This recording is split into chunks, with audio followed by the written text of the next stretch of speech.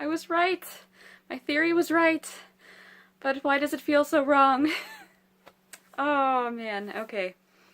So I was actually not expecting this to happen in last night's episode of Timeless. So let me start from the beginning because it's a lot to cover. But basically there were a lot of big moments in the episode and a lot of things that happened I wasn't expecting to happen all at once, and they did. So let me go back to the beginning of the episode and watch me as I slowly descend into madness, let's say.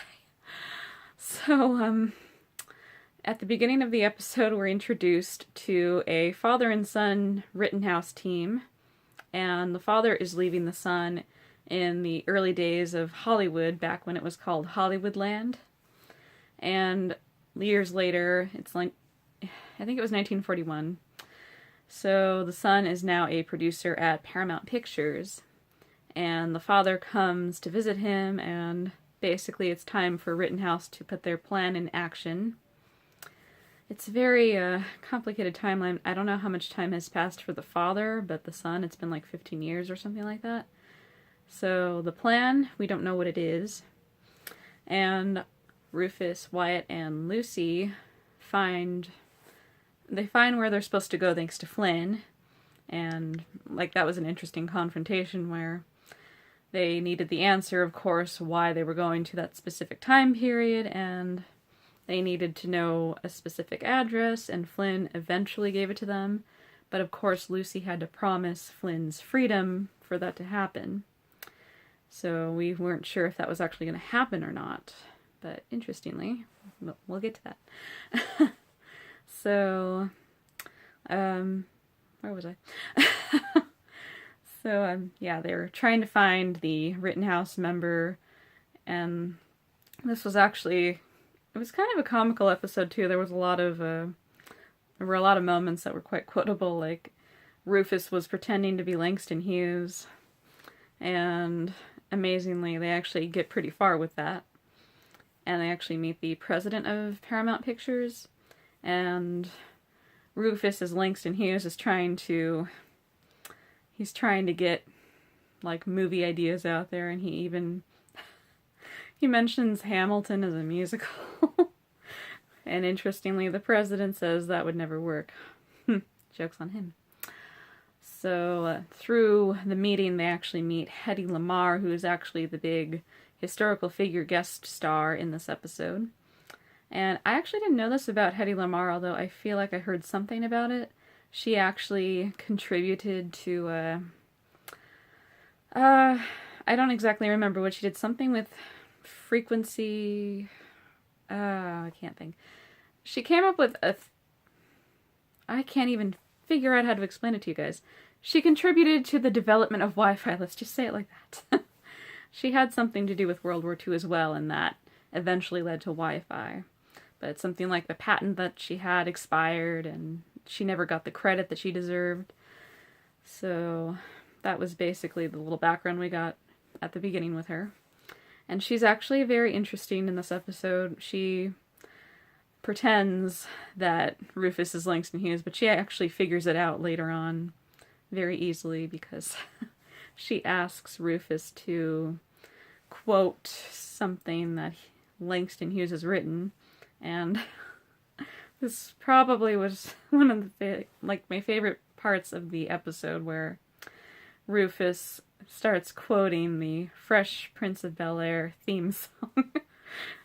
The fact that he just said it like poetry was just that was beautiful. But yeah, because of that, it basically Hedy Lamarr figures out he's not Langston Hughes.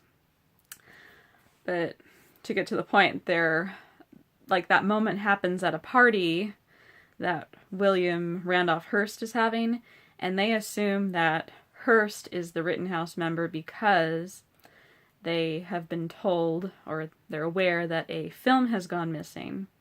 And Lucy actually knew the code, which was, I wrote it down, where is it? Okay, RKO 281.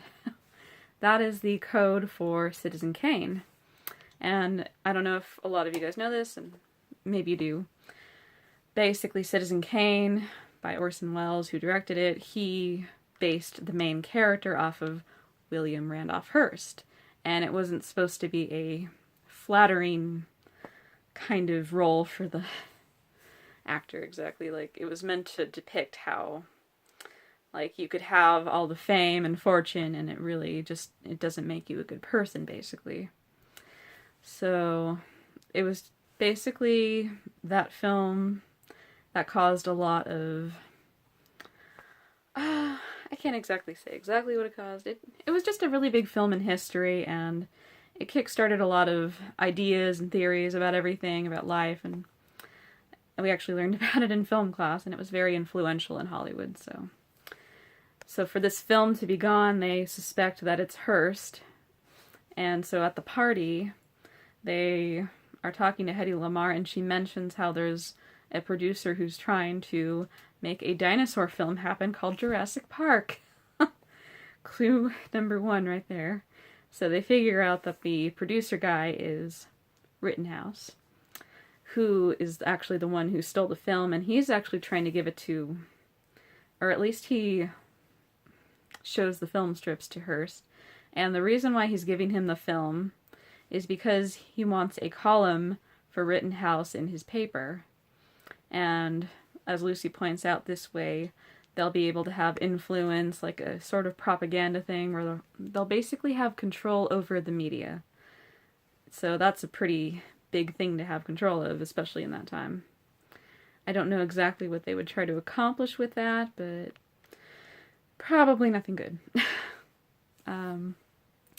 So yeah, that's mainly what they learn at the party. And just a side thing that happens there, the president of Paramount Pictures asks Lucy to sing because Rufus might have bragged about her and Wyatt being like the next singing and dancing duo. Which you gotta be careful which lies you tell.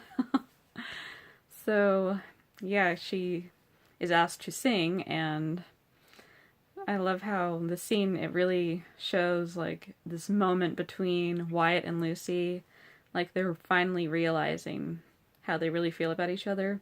She sings a song called You Made Me Love You. And it's actually, it works perfectly for their relationship because these are two people who didn't expect to fall in love with each other. And as you guys know, Wyatt was looking for his his deceased wife. Big difference. And basically even though they had chemistry in the first season, the idea wasn't to like have them together right away. And this season they're obviously focusing on that, and my main theory was that they're going to end up together. And they did. We actually see them at Hedy Lamarr's house later, and they're talking, and they're kind of getting to know each other a little more. And this eventually leads to them kissing, and we see them the next morning. It's literally the morning after.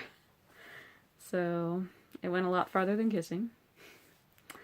And it was actually, I thought it was actually just going to be a kiss, but it went a lot farther than I thought. And Wyatt wanted to keep it a secret, but guess who walks in? Rufus. And so their relationship has officially begun.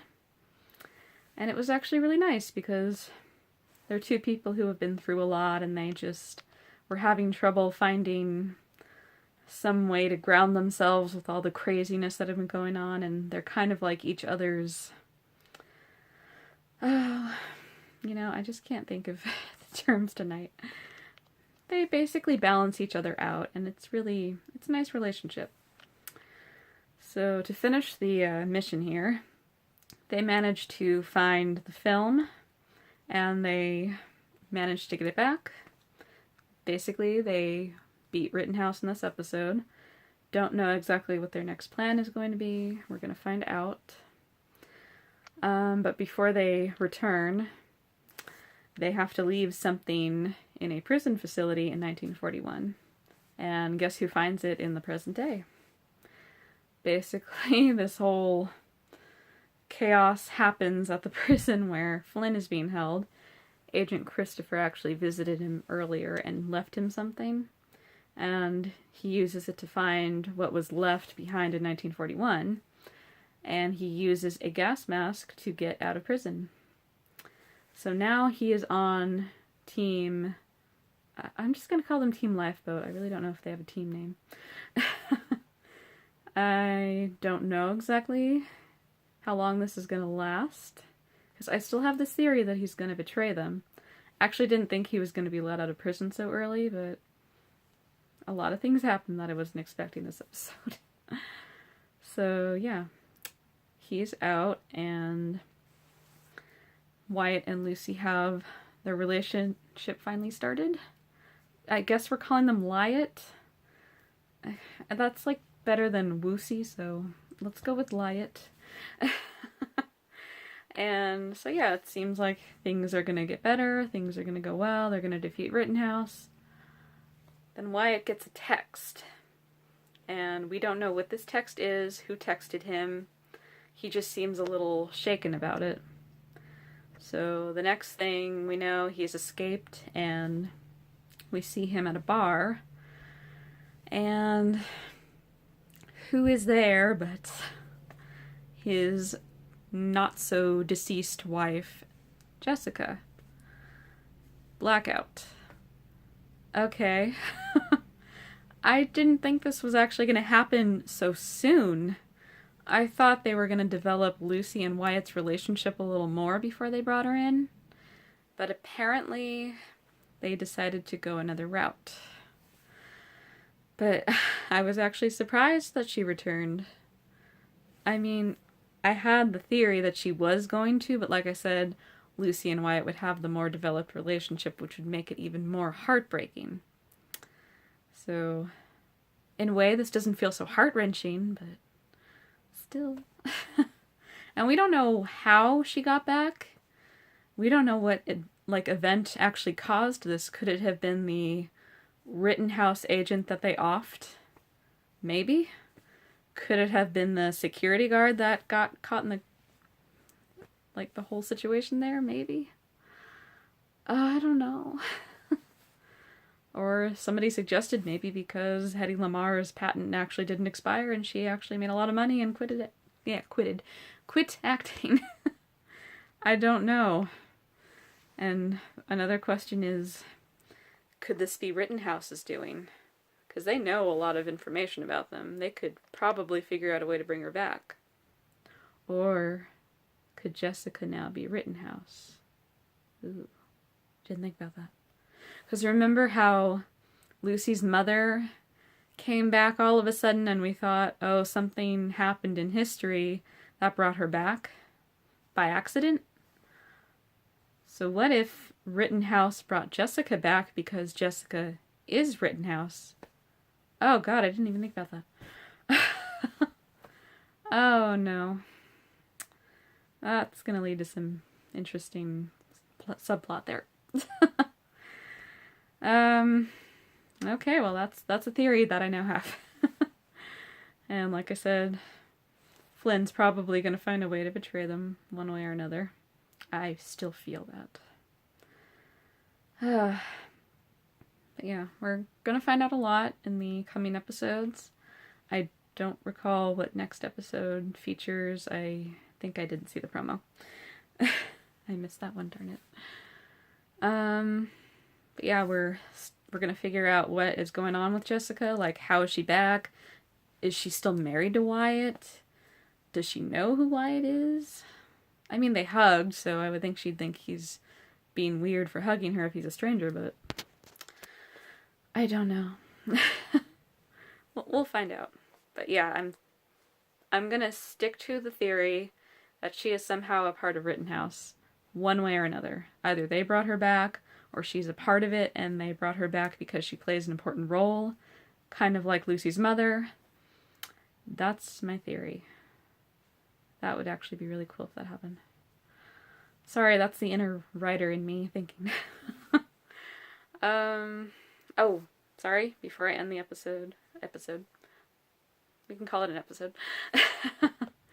before I end the video, there was another subplot with Gia, so she was still having these seizures and visions. So Agent Christopher wanted her to see a doctor, and she was very hesitant about it. Finally, she relented, and interestingly, the doctor found that she was okay and that she's actually a lot healthier than she was. Like, something about a heart murmur that she had, now it's gone. She still has the visions, but apparently she's healthy otherwise, so what could be causing that?